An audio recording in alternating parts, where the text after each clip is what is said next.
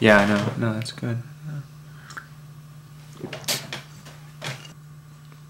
No, that's very good. That's a good question. That's a good question. If you think about it, you've really answered your own question, though, haven't you? Haven't you? You see? In order for us to be having this conversation, in order for you to have been able to ask me that question, you have to already believe. You have to believe that we have a rational mind. We have a mind capable of logic. We have a mind capable of discerning the difference between truth and falsity, between reality and illusion. One of the other prerequisites is a belief in a real world, a concrete world that is around us, that we are interacting with. Any scientist in the world will agree with that. The only ones who won't are these jokers who like to curse the ladder they happen to be climbing, which I guess is fashionable these days. I personally don't need anyone to prove to me what I already know. Well, I don't believe her, and neither should you. Well, she's lying.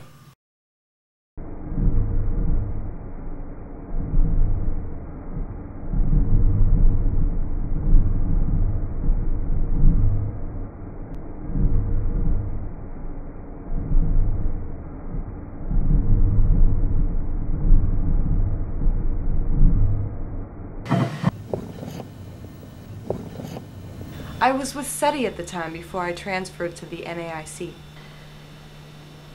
That night at the Arecibo Observatory in Puerto Rico, which is normally a quiet place with maybe 2 people manning the dish, it was 3 a.m. I mean, for the first time since I worked there, the place was standing room only, filled with scientists and journalists and even strangers off the street, all of which traveled thousands of miles just to see the event firsthand, to actually prove to themselves it was happening.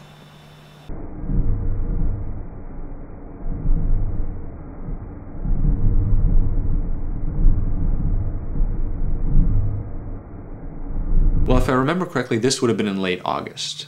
I was serving as special counsel to the president at the time.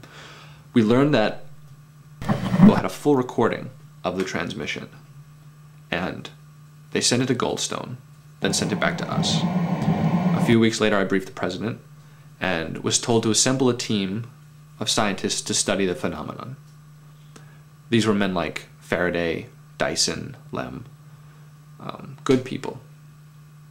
No, but at least 15 were reported. Some could have been echoes or degradation from traveling such a far stretch of space, although the intervals appear to be intentional.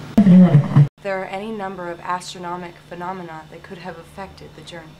These were intrusions on the concrete reality and orderliness of the universe, and when they occurred, people tried to get rid of them. I talked to Jerry Amon a couple of months ago, and he thinks it's a hoax.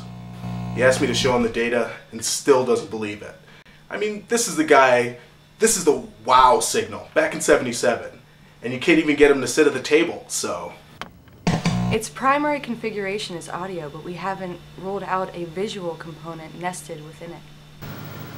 There are a few exceptions to the general conclusion people have drawn throughout the world. It is in fact digital, since it seems to be an encoding of some kind, which is not necessary in a mathematical or binary way. The pattern does suggest representation.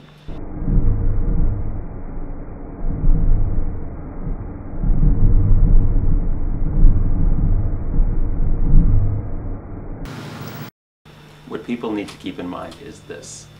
When the transmission finally leaked, there was widespread panic. Even though our government was emphatically denying it, maybe because our government was emphatically denying it, everyone knew somehow that it was true. First contact, solid evidence of extraterrestrial life that was not only intelligent, but interested in us and apparently had technology at least equal to our own because it contacted us. Well, whenever you put a government seal on anything, people are convinced that some kind of malicious deceit is involved. Please. What possible purpose would it serve to lie to the American people? I mean, they find out eventually, don't they? And so there was uproar all over the world. The uprising in Beijing and riots in Cairo and Istanbul, not to mention smaller scale but no less dramatic incidents like the anchorman in Montreal who spouted off a couple Bible verses in the middle of a live telecast and took out a .45 and signed off. And then of course you have Fermi's paradox, which states, if there is intelligent life in the universe, where the hell are they? It only takes 10 million years to cross the known universe. Why, in the 4.5 billion years of Earth's existence, have we not seen any evidence? I think we have. I don't think the question is, why haven't we been contacted? I think the question is, why haven't we responded?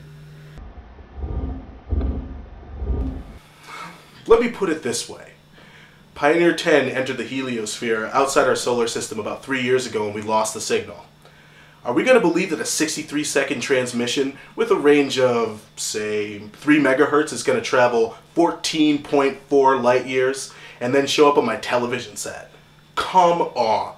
If an extraterrestrial life form has evolved to the point that it doesn't have to obey the laws of astrophysics, why is it going to waste time talking to us?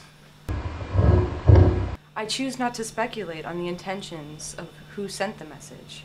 I prefer to focus on the mechanics. The how will tell us more than the why. The why is just for romanticizing.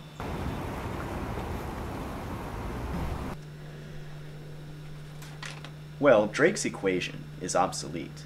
At the time, I think he and Sagan had estimated there were close to 1 million civilizations in the universe, just based on probability. However, it was written in 1961. The advancements that have been made in quantum mechanics and chaos theory have shown us that unless you know the parameters of your environment, how do you know what variables to even consider?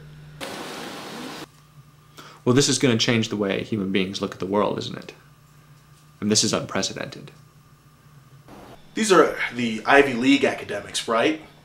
They're egomaniacs. These guys would have made it as far as they did if they weren't egomaniacs. So, what are they going to do? They're going to butt heads because, you know, the camera's on. They need something to write books about. Scientists haven't been grossly negligent about their theories concerning the Pisceum transmission. The origin of the signal is simply unknown. It could have passed through a singularity or a wormhole on the way here. It could have traveled backward or forward in time. It may have come from anywhere at any time. Scientists need to show you results. They need to show you that they're getting somewhere, when all they do is run around in circles.